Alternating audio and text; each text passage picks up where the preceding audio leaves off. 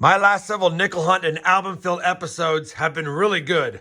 We've had a lot of packed boxes, found a lot of war nickels, a lot of other goodies, and even have slotted several nickels in the Side Finds book, and now sits at 57 out of 65 nickels found through only 18 boxes.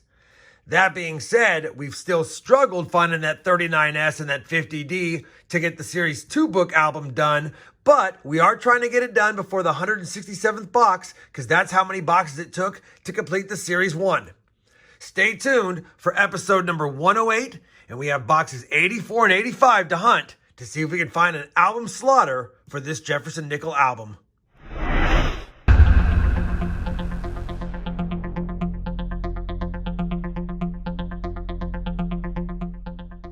Hey everyone, it's RobFindsTreasure. Welcome back to my channel. We said all we needed to say in the intro, another 2-box nickel hunt, and if you'd like to start this playlist from the very beginning, I have that playlist linked both down below in the video description as well as pinned up here for your convenience. For now, we're going to slide the books out of the way because, of course, at the end of the 2-box hunt, we'll compare the finds to the books to see if we have any upgrades or additions. Now, I've already checked both boxes. They have the holes in the bottom, so I can see through the holes that we have 100 circulated nickel rolls to hunt.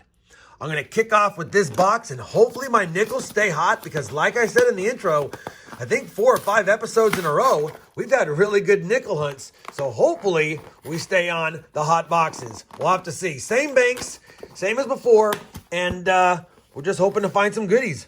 Definitely have some older Jefferson Nickels enders. That's always a good sign. I do see a few newer ones, though. That could be a bad thing.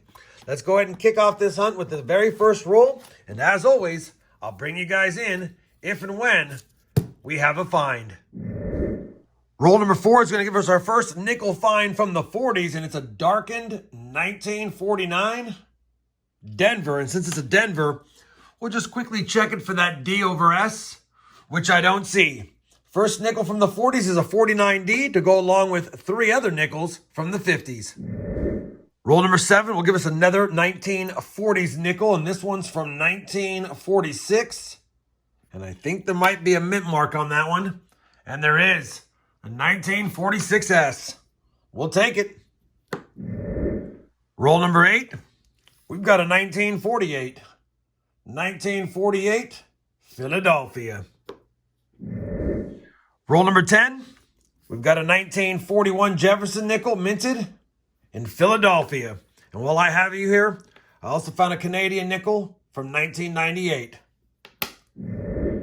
Roll number 11 is going to give us our oldest Jefferson nickel of the hunt. It's early on, but that's a 1939 with some damage. Probably no mint mark because of the damage, but let's take a peek.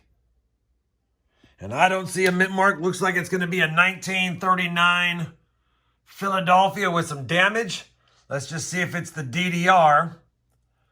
And it's not. 1939 Philadelphia. We'll add it to the board. Same roll. A 1946. And I think there's a Denver mint mark on that one. No, it's another San Francisco. 2 1946 S's through 11 rolls. Roll number 13. A 1940 Philadelphia. Roll number 20, another 1948 Jefferson nickel from Philly. Roll number 23, we're going to be adding another 1946 Jefferson nickel to the board, minted in Philly. Roll number 24, a nickel from 1949, Philadelphia. Roll number 29 is going to give us a couple of finds in the same year because I could see them both. The first one is a 1949 Denver. We'll take a quick peek at it. Don't see the D over S. And sticking up right there is another 1949. This one, also a Denver. Take a quick look. I don't see the D over S, but 2 1949 nickels in the same roll. I'll definitely take that. Roll 31, and we're starting to stack up the finds. This roll is going to have another 1941. And I think that's a 41S. And it is. We'll take it. Roll number 33, and it's the box of 49s because we've got yet another one. I think it's the 5th of the box. 1949 Philadelphia. We could use that 49S semi-key date though. Roll number 36. Just another nickel from 1941. 1941 might be a Denver. Nope, another San Francisco.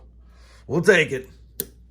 Well, we finished the first box of this 2-box hunt, and the last 10 rolls or so were pretty cold. But that being said, even though there was no exciting finds, no better dates, no buffaloes, no war nickels, things like that, it was still a good box as far as quantity. We do have 26 finds on the board, one from the 30s, a handful from the 40s and 50s, a Canadian, and a pretty nice 1992 that I'll check against the albums because it's in nice shape. Outside of that, though, nothing really that exciting in that box, so hopefully box number 2 is a little more exciting. I will say I can't remember if this stamp on top is the same as that last darker brown box we had that had a lot of good finds. Hopefully it is. Hopefully we have good finds in it. Let's crack it open and see if we have any enders first.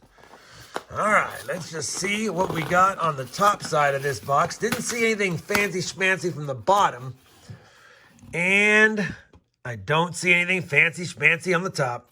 All right, let's continue on with the hunt. 26 finds on the board. Really nothing for the books yet. Maybe it'll be in this box. Well, roll number 3 is going to give us our first find of box number 2, and it's a year we didn't have on the board yet. A 1947 Philadelphia. We're on roll 19 of box 2, and it's been a pretty slow box other than a handful of 50s, and you saw that 47. We finally have our second nickel from the 40s, a 1941 Philadelphia.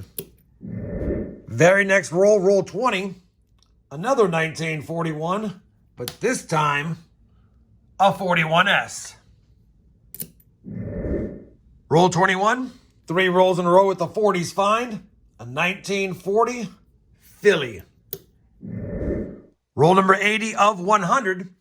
Got another 1947 nickel from Denver this time. And I'll bring it up. Just found in this roll a little bit ago. A pretty nice 1959 Denver. Nothing to get super excited about, but a nice looking nickel nonetheless. Roll number 81. Yet another nickel from 1947. And that might have an S this time. And it does. 1947S. I think we have the 47 PD and S set right there. Well, it took us 82 rolls to find something exciting. And we've got something exciting right here. Look what is peeking out behind this nickel. I had to do a double take. I thought for a second it was a 59, and I made sure, and it definitely is a 1950. We already have a 50p, as you know, but we'll definitely take a 50p if it is another one. That's still a semi-key date. Is that one going to be a 50D? And I don't think there's a mint mark. There is not a mint mark. Let's just confirm it's a 1950. It is. Man. 1950 Philadelphia. I had a feeling it wasn't going to be a Denver based on the condition, but I'll still take an exciting 1950 semi-key date nickel any day.